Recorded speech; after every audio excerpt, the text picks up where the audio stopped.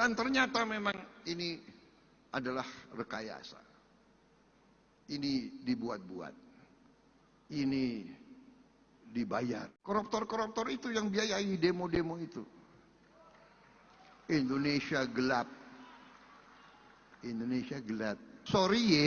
Indonesia gelap dan kabur aja dulu dibilang oleh Pak Prabowo Subianto dalam pidatonya di acara Kongres PSI di Solo itu didanai oleh koruptor untuk memanfaatkan, menyebarkan rasa pesimisme di kalangan masyarakat Indonesia, teman-teman. Ini adalah hal yang gue khawatirkan. Salah satu hal yang sangat gue khawatirkan dari seorang presiden Pak Prabowo Subianto. Bukan hanya karena rasanya beliau ini abai dengan realita, tapi rasanya juga beliau tidak napak bumi, teman-teman. Sebelum ke sana, gue pengen kita agak sedikit flashback dulu ke masa-masa awal Pak Prabowo menjabat, ya. Jadi di saat awal Pak Prabowo menjabat, memang banyak sekali demo yang benar-benar gencar dilakukan oleh mahasiswa, teman-teman. Peringatan darurat, Indonesia gelap, kabur aja dulu, itu tuh salah 3 dari banyaknya demo yang sebenarnya dilakukan oleh masyarakat dan juga mahasiswa Indonesia yang dilandaskan oleh kekecewaan masyarakat dan juga mahasiswa terhadap kinerja dan juga proses Pak Prabowo duduk di kursi presiden gitu loh. Karena seperti yang kita tahu juga, Gibran naik ke wakil presiden kan mengubah aturan ya. Itu pun mengubah aturannya karena ada pamannya di MK gitu. Dan di saat Pak Prabowo menjabat, banyak kebijakan-kebijakan yang ngaco. Sehingga itu menimbulkan kekecewaan dan frustasi di masyarakat Indonesia. Rasa kekecewaan dan frustasi tersebut diekspresikan melalui demo. Demo tersebut bagi masyarakat sebagai bentuk aspirasi atas dasar kekecewaan. Pak Prabowo ngelihatnya itu sebagai bentuk penunggangan asing terhadap masyarakat-masyarakat Indonesia dan juga pendanaan yang dilakukan oleh koruptor-koruptor Indonesia untuk menyebarkan rasa pesimisme di kalangan masyarakat Indonesia. Ini adalah hal yang menyebabkan satu istilah muncul, yaitu civic phobia, di mana presiden melihat kritik masyarakat sebagai ancaman terhadap dirinya sendiri. Dan itu kan definisi umum ya. Bahkan secara akademis civil phobia pun belum ada definisi secara akademis yang pasti. Itu ternyata tidak terjadi di situ aja, teman-teman. Tidak terjadi di awal-awal pemerintahan Pak Prabowo. Sekarang kejadian. Terlihat lagi bahwa memang betul Pak Prabowo civic phobia gitu loh. Kan gini ya, teman-teman. Kalau ada demo yang terjadi di hampir seluruh daerah Indonesia yang didominasi oleh mahasiswa, kelas menengah pekerja, itu kan benar gitu. Artinya ada kekecewaan dan frustasi di kalangan masyarakat. Dan seorang presiden harusnya bisa melihat hal tersebut dan mengatakan bahwa oke, sepertinya memang beneran ada yang salah sehingga saya mengecewakan masyarakat saya. Oke, ini saatnya saya harus merefleksikan diri saya untuk bisa memperbaiki dan meredam kekecewaan masyarakat dengan membuat diri saya dan bawahan-bawahan saya, kabinet-kabinet saya, lebih baik juga. Jadi, diredam kekecewaannya dengan memperbaiki kinerja. Kan gitu kan harusnya. Nah, tapi kalau dengan ditangkapnya oleh Pak Prabowo sebagai bentuk penunggangan asing, terus juga pembiayaan koruptor, itu kan rasanya jadi nggak tepat gitu loh dengan masalah yang sebenarnya. Yang seharusnya kekecewaan ini diredam dengan memperbaiki kinerja, malah dinaikkan rasa kekecewaannya dengan mendenial dan juga point fingers terhadap masalah-masalah yang sebenarnya bagi gue sendiri nggak punya korelasi dengan kekecewaan masyarakat gitu. Gue bahkan ingin untuk tahu kenapa Pak Prabowo berani mengatakan hal tersebut gitu loh. Karena harus ada informasi yang jelas dong. Dan juga ya, meskipun itu menimbulkan pertanyaan di dalam pikiran gue, siapa yang ngasih informasi itu ke Pak Prabowo sehingga Pak Prabowo bisa meyakinkan dirinya untuk bisa menyampaikan itu di dalam pidatonya gitu. Dan ini, momen-momen seperti ini atau kasus ini, teman-teman, membuat gue yakin bahwa memang betul masyarakat Indonesia punya momen yang sangat besar untuk berani lebih vokal, lebih kritis, dan juga lebih berani untuk bisa ngekritik pemerintah. Karena di dalam timeline ya, main timeline kita selama Pak Prabowo menjabat, ada banyak yang beneran didengar. PPN, yang awalnya 11% jadi 12% gak jadi.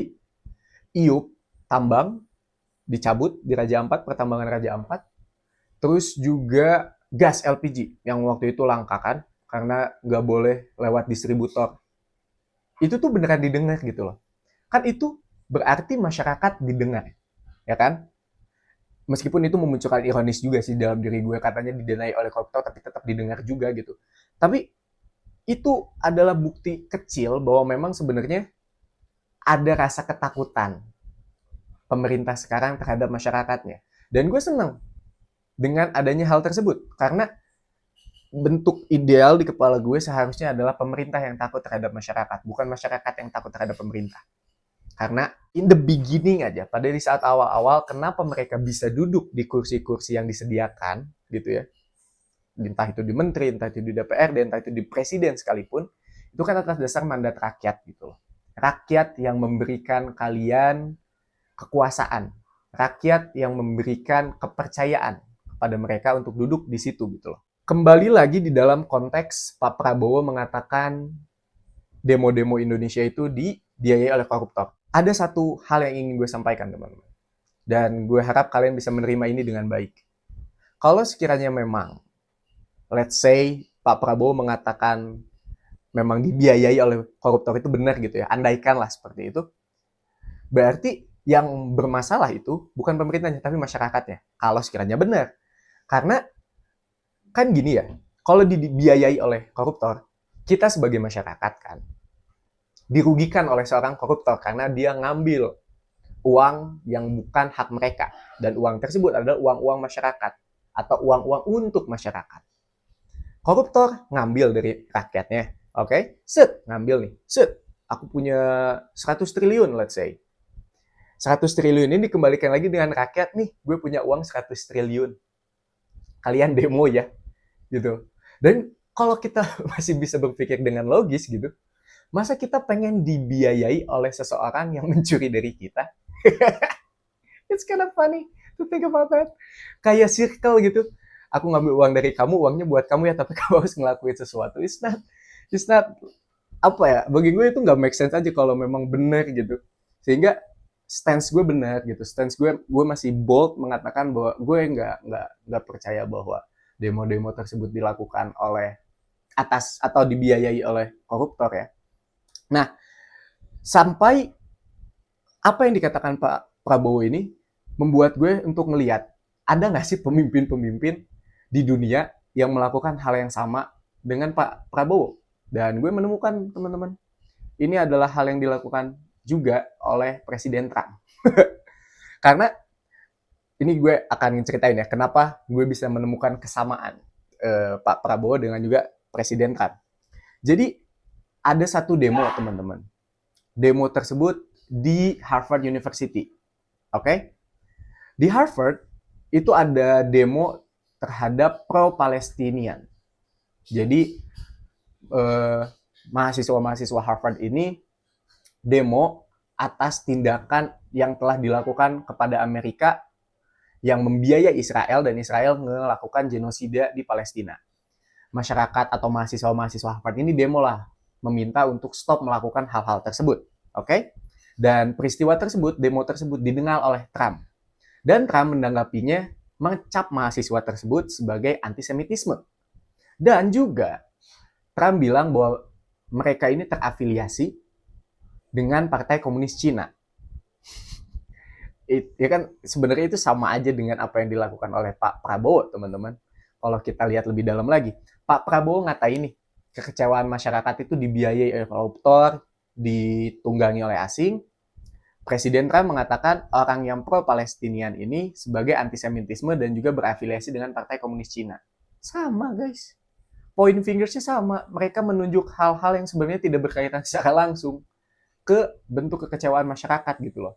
Kalau sekiranya kita tidak melakukan kritik, kita tidak berani, kita tidak vokal, pemerintah tuh akan lebih seenaknya. Dan kalau kita stop ngekritik, yang seneng adalah pemerintah.